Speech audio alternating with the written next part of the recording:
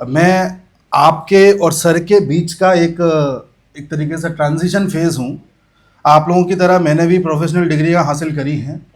देहरादून से किसी ज़माने में मैंने भी बीटेक किया था मैकेनिकल इंजीनियरिंग में, फिर एमटेक किया था। फिर जब मैं कॉलेज में था तो इतना डरा हुआ था। आज मैं कई दिनों बाद कॉलेज आया हूँ किसी कॉलेज में, तो अपने आप को देख रहा हूँ हर किसी में। तो ऐसे ही मैं भी बैठा होता था और डरा हुआ होता था कि मेरा प्लेसमेंट होगा कि नहीं होगा। अरे यार, अटेंडेंस कहीं 75% से कम ना रह जाए। अरे कहीं ऐसा ना हो कि ओवरऑल जो परसेंटेज है वो 60% से कम ना रह जाए। और मैं सीनियर से यही पूछता रहता था कि अगर 60% से कम हो गई तो प्लेसमेंट होगा कि नहीं होगा, और अगर अटेंडेंस कम हुई तो ये बैठने देंगे पेपर में या नहीं बैठने देंगे। और डेली ये डर रहता था, आज एसेंचर आ रही है, आज इन्फोसिस आ रही है, कभी टीसीएस आ रही है, कभी आपकी होंडा आ रही है। होंडा में जाना एक बहुत बड़ा हमारा सपना था। हम सबको ऐसा लगता था होंडा में प्लेसमेंट हो गया तो दुनिया जीत ली क्या। और उस ज़माने में अगर 4-5 लाख रुपए साल का पैकेज मिल जाता था तो ये लगता था कि बहुत ज़्यादा सक्सेसफुल हो गए। तो एक डरा हुआ विद्यार्थी, एक डरा हुआ अंकित किसी ज़माने वहाँ बैठा होता था, और मुझे हर दुनिया का हर आदमी ऐसा लगता था कि ज़्यादा ही सक्सेसफुल है, मैं ही सबसे बेकार हूँ। तो आज वैसे ही महसूस कर रहा था कि वो भी एक दिन थे, और बड़ी बोरिंग सी लाइफ जीती, कॉलेज लाइफ। कोई भी ऐसा काम नहीं किया जिसको मैं एक याद के तौर पे आपको बता सकूं। बहुत बोरिंग थी। जिस दौर में लोग लड़कियों को गाड़ी पे बिठा के घुमा रहे थे, मसूरी जाते थे। मसूरी हमारे यहाँ से 15 मिनट था केवल। कोई क्लास छोड़ करके मसूरी जा रहे हैं, मैं पता चला रूम पे जा रहा हूँ अपने एक दोस्त के साथ। हम दोनों साथ रहते थे और बड़े बोरिंग टाइप की ज़िंदगी थी। किताबें पढ़ते रहते थे। किताबें कोर्स वाली नहीं, कोर्स का तो ये नहीं पता था कि सब्जेक्ट कौन कौन से हैं। कभी किसी की बायोग्राफी पढ़ रहे हैं, ये देख रहे हैं कि यार इससे कुछ पता ऐसा चल जाए कि हम थोड़े से मोटिवेटेड हो जाएं। इंटरव्यूज़ देख रहे हैं। उस समय यूट्यूब नहीं था, लेकिन हमारे पास 2G में कुछ ऐसी व्यवस्था थी कि हम चला लेते थे यूट्यूब, तो उसमें जिस जिसके इंटरव्यू पढ़े वो दिखते रहते थे। और उसके बाद धीरे धीरे फिर ये हुआ कि एक जगह मेरा सिलेक्शन हुआ था थिएटर में, तो वहाँ पर मैं एक राम का किरदार निभा रहा था। फिर वहीं से फिर मैंने क्लासिकल म्यूज़िक सीखा। फिर वहीं से मुझे रामकृष्ण परमहंस जी के बारे में पता चला, जो कि स्वामी विवेकानंद के गुरु थे। उनका आश्रम वहाँ था, तो वहाँ जाने लगे, वहाँ किताबें पढ़ने लगे, और करीब 6-7 साल इसी चीज़ में बीत गए और मेरा प्लेसमेंट हुआ ही नहीं। मुझे बीटेक में कुछ नहीं आता था। नो डाउट एमटेक में मेरा पेपर पब्लिश हुआ था, फ्रांस के जर्नल में पब्लिश हुआ था, लेकिन मुझे खुद नहीं पता मैंने उसमें किया क्या था, पता नहीं कैसे हो गया। आता कुछ नहीं था, न प्लेसमेंट था, न कुछ था। जुगाड़ से एक नौकरी लगवाई थी जिसमें मुझे कट पिट के 18,000 रुपये मिलते थे। वैसे शायद 24-25 हज़ार रुपये महीने की सैलरी थी, कुछ ऐसा था वो। तो वो मैं काम करने जब गया था, तो जब मैं काम कर रहा था तो करते करते 1-1.5 महीने जब मैंने काम कर लिया तो मुझे एहसास हुआ कि जब अगर मेरे को यहाँ 12 घंटे मेहनत करनी पड़ रही है, तो क्यों ना मैं 1-2 साल अपने घर पे मेहनत करके 12 घंटे 8 घंटे वॉटेवर एक सरकारी नौकरी निकाल लूँ, तो कम से कम एक ज़िंदगी तो ठीक ठाक हो जाएगी। ये सोच करके मैं छोड़ छाड़ के आ गया। एक दिन सुबह में जगा और छोड़ छाड़ के आ गया। और हालांकि उससे पहले हम गवर्नमेंट सर्विसेज की तैयारी कर चुके थे, आईएएस की भी कर चुके थे 2013-14 के आसपास देहरादून में, लेकिन छोड़ दी थी, जाते ही नहीं थे। आते ही अगले दिन मैंने सर की कोचिंग ज्वाइन कर ली थी, और लगभग 1 साल तक मैं जाता रहा और एक भी दिन गैप नहीं किया। करता रहा करता रहा करता रहा, बस पढ़ता। वहां भी बड़ा बोरिंग सा था, मैं किसी से बात ही नहीं करता था, ना मुझसे कोई करता था। जब 1 साल बीत गया करीब, सिलेक्शन वहां भी नहीं हुआ। कभी प्री निकल गया तो मेंस नहीं निकल रहा, कभी कुछ नहीं निकला, मतलब कुछ निकला ही नहीं आज तक। The most unsuccessful person amongst you.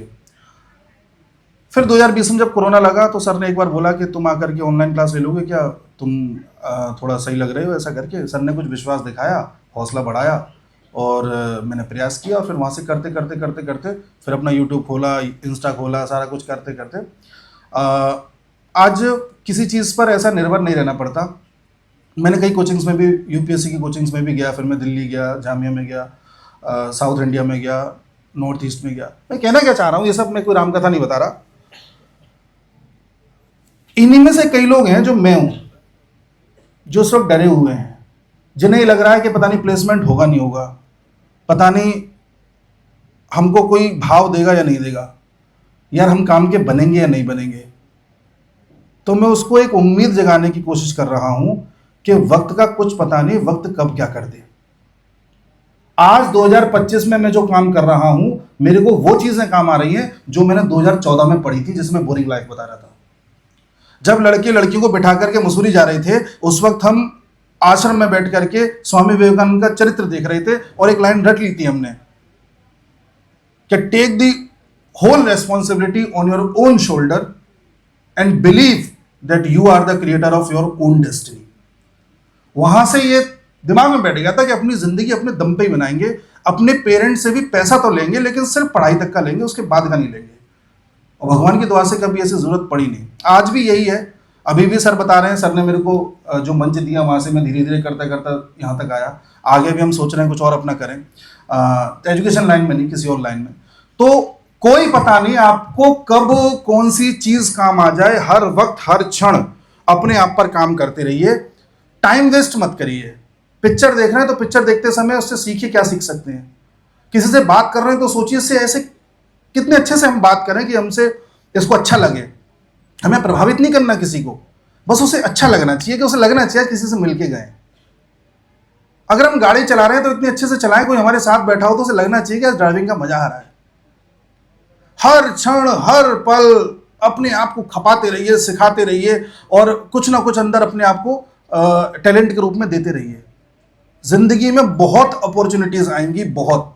अगर आप तैयार नहीं होंगे तो आके निकल जाएंगे, आपको पता भी नहीं चलेगा।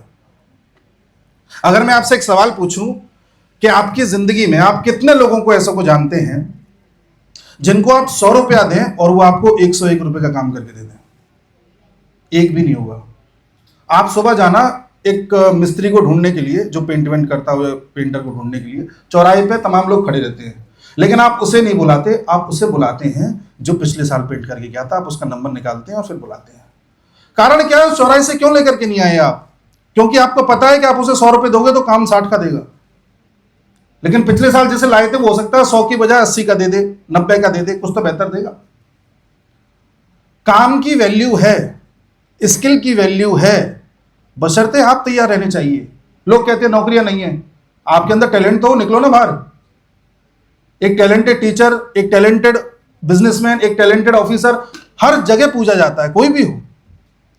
जिंदगी आपको इतने मंच देगी कि आपको मंचों की कमी नहीं रहेगी। आपके अंदर गलतफहमी है, 2 साल 3 साल आपने तैयारी करोगे, कुछ भी करोगे, टाइम पास करते रहोगे, फिर जाके एक्सपेक्ट करोगे कि टीसीएस आपको 1 करोड़ का पैकेज दे दे, तो नहीं देगी।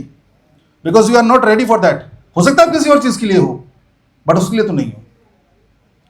तो जब तक तैयार नहीं करोगे, अच्छा, तैयार करने में दिन भर अपने पे काम करते रहो, हर क्षण अपने आप को एक सब्जेक्ट मान के चलो। Subject, I am a subject. मैं भी खड़ा हूं ना, अपने आप को सब्जेक्ट माने हुए हूं कि यार मुझे यहाँ खड़े होकर के बातचीत करनी है। बस मुझे आता वाता नहीं है कुछ भी, कैसे लोगों से क्या बताया जाता है। मैं सिर्फ अपना अनुभव बता सकता हूं कि यार मेरे साथ ऐसा हुआ था, आपके साथ ऐसा ना हो जाए तो ऐसा कर लेना।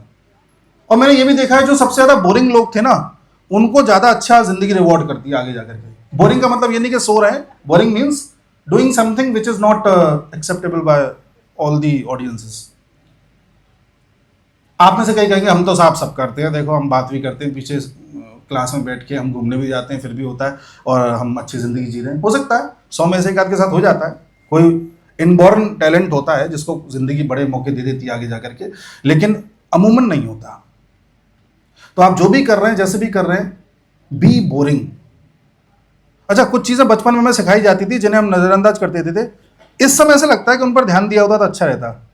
जैसे मम्मी कहती थी बाहर का खाना मत खाया करो, ये अच्छा नहीं होता, तो आज पता चलता है कि यार नहीं खाना चाहिए। एटलीस्ट हमारी एज पे आके तो लग रहा है, क्योंकि उससे हेल्थ पर इतना इम्पैक्ट पड़ता है कि आप हेल्दी लाइफ भी नहीं जी पाते और दिमाग में जो विचार हैं वो भी गलत तरीके के आते हैं।